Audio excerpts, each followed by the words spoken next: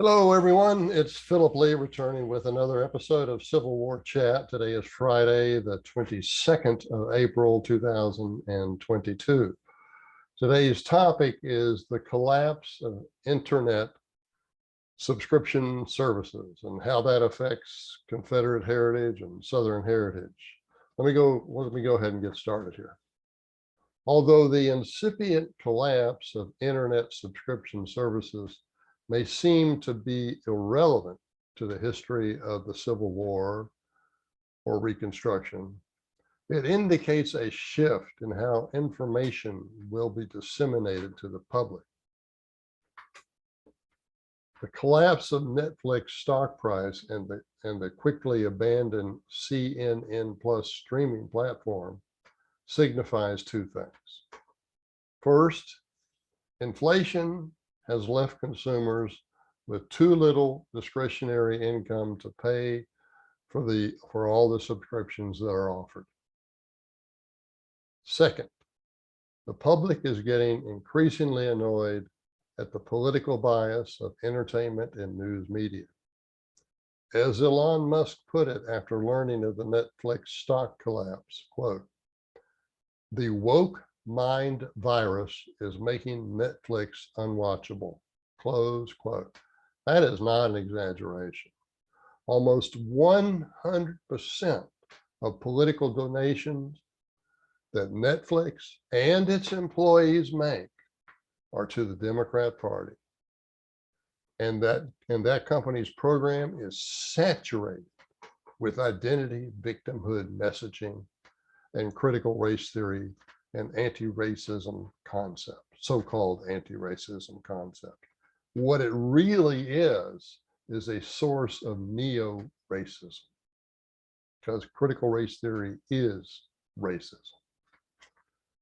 As for the newspapers, it seems only a few short years ago that internet surfers could access nearly all of them for free, including the Washington Post and the New York Times.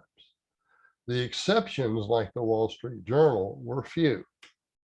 Now, virtually all newspapers, including those in small towns, sharply limit free access and then quickly shift visitors to a paywall if you try to look at more than just a few articles.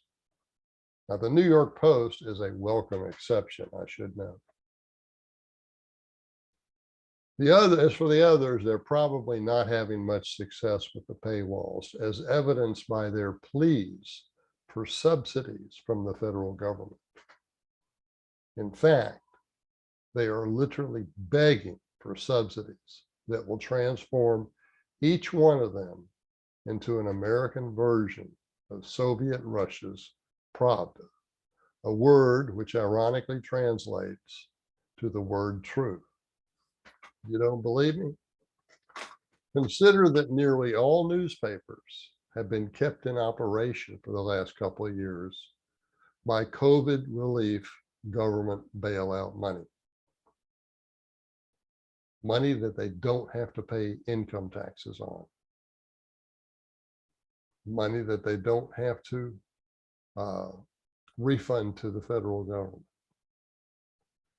Now, at the present time that COVID funds are drying up, the newspaper and radio stations and the local ones, they've urged Congress to pass what is called the Save Local Journalism Act.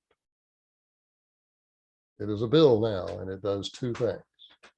First, it provides direct monetary subsidies from the federal government to selected legacy news organizations.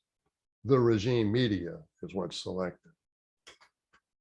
And those organizations, such as local newspapers, radio stations, and TV stations, they include local newspapers, radio stations, and TV stations. Second, it provides an antitrust exemption to selected news legacy organizations, empowering them to collude in order to negotiate collectively with internet traffic generating websites such as Google, Meta, which was formerly Facebook, and the Drudge Report. The result will be a news cartel empowered to charge the traffic generating sites of Google and the Drudge Report fees for links to news articles and videos of the cartel members. Now that means NBC, ABC, CBS, the New York Times, and the Washington Post will all be cartel members. But independent sources like Joe Rogan will not. Thus, Google and Meta will not pay Rogan for his stories, but will be required instead to pay big media for theirs. In short, the Save Local Journalism bill shows that the regime media realizes there are too many media properties trying to survive on subscription services, and they themselves would not survive without government subsidies. Therefore, they have concluded they must use coercion to extract fees from the traffic generators such as Google and the Drudge Report, and exclusion of the newer media properties from the cartel revenue sharing agreements with those traffic generators. Unfortunately, the regime media has such influence that the Save Local Journalism bill is getting support from both parties, but it hasn't passed. If your congressman supports that bill, he should be voted out of office in November. Another consequence of the pending subscription media shakeout is that the survivors will be nothing but echo chambers, generally speaking. A lot of people like me will never pay a dime to the Washington Post, whereas I would visit their website if the articles were still free. Consequently, subscribers to the Post, the New York Times, and similar outlets will all be of the same political persuasion. Although the Daily Wire is likely to survive this shakeout because it provides a true alternative to the delusions promoted by the regime media, it will also be an echo chamber, but one of reality. Even within that echo chamber, there will be nothing said that I can think of. Well, I'll put it this way. Even within that echo chamber, meaning the Daily Wire, there will be little to nothing said in favor of Confederate monuments and Southern heritage. Now, presumably all of you, all of my readers and all of you who watch me on YouTube realize there is no news subscriptions that gives a damn about Southern and Confederate heritage. Therefore, one way for you to fight back is to buy my books. They will provide information favorable to Southern history that will never see the light of day if you rely upon academic historians and the regime media as your sources. Here's one example. Causes of the Civil War by Philip Lee.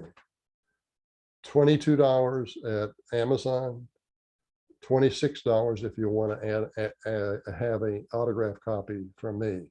All you have to do is email me, Phil_Lee, L-E-I-G-H, at me.com. Also, if you're a member of some group like a Civil War Roundtable or some other sort of an affinity group and would like me to speak, use that email to contact me about that as well. Again, that's Phil, Phil_Lee, L-E-I-G-H, at me.com. Okay, that's our show for today, and thanks for watching.